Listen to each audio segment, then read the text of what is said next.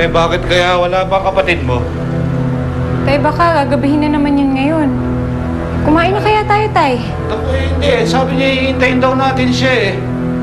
Mag-blow out daw yun. Kakain tayo sa labas. Minsan lang naman mag-blow out yung kapatid mo eh. Eh... Tay, sa tingin niyo ba maintindihan ako ni Paula? Eh, kung ano ang nasa puso mo, di gawin mo. Susuportahan ka lang namin.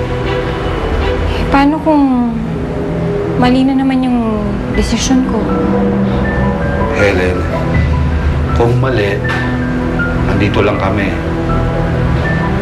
Magagalitan ka, pero sa bandang huli, tatanggapin ka pa rin namin ang buong buo. Salamat po, Tay. Sige po. Sasabihin ko sa kanya mamaya. Bakit kaya wala pa yung kapatid mo? Kaya ang nangyari doon?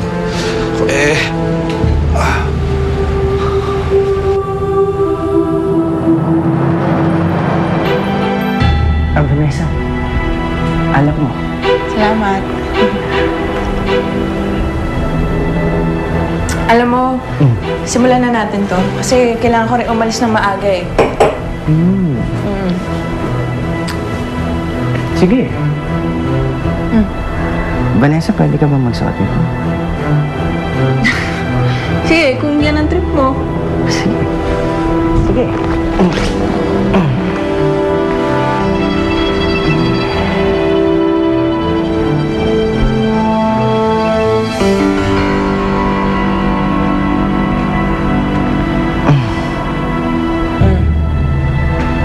Oh, tapos? Eto pa.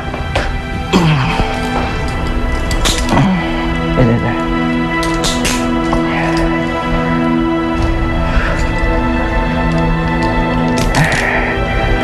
Nasabi ba sa'yo ng bugaw mo na dalawa kami? Ha? Hindi. Ang sabi lang niya special eh. Bakit? Ayaw mo ba? Eh, andito na rin naman ako eh. Basta, doblehin mo yung bayad at saka lakihan mo naman yung tip. Saan na nga pala yung kasama mo? Yung isa.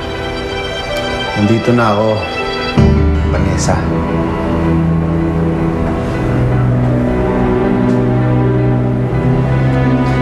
Aray! Dahan-dahan naman. Patulak naman. Pasensya ka na. Magdadahan-dahan ako.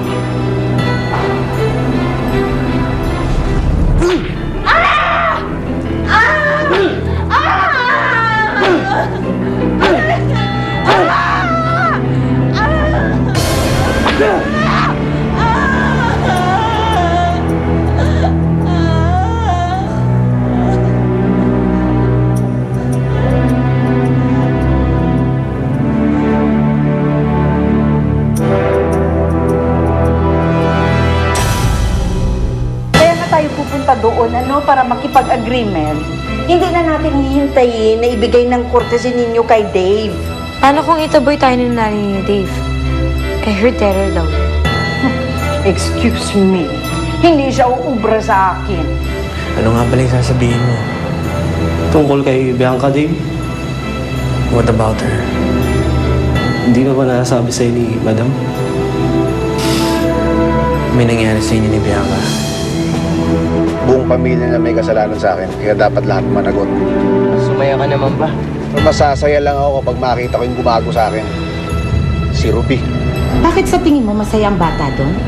Hindi. Pag walang camera, wala silang pakialam sa bata. Alam mo ba kung bakit nagpakita ulit yung nanay mo? Kasi ubos na yung pera na hiningi niya sa amin.